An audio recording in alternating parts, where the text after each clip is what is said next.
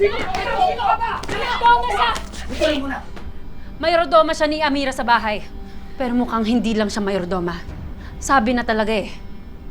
Umpisa pa lang, ang sama na ng kutob ko sa'yo. Dapat hindi ka nagtiwala dyan.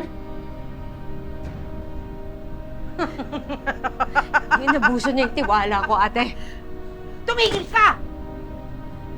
Baka wala mong utang na loob, Amira.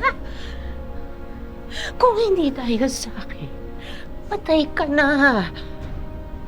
Kung hindi dahil sa akin, sa tulong ko sa'yo, hindi ka makakapaghigante sa lahat ng mga sumira sa buhay mo! Magkatapos ano ngayon? Atras ka? Ha?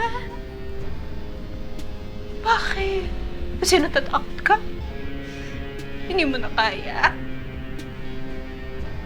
Pwes! Ako ang maniningil para sa'yo! Pwede na tayo magsimula.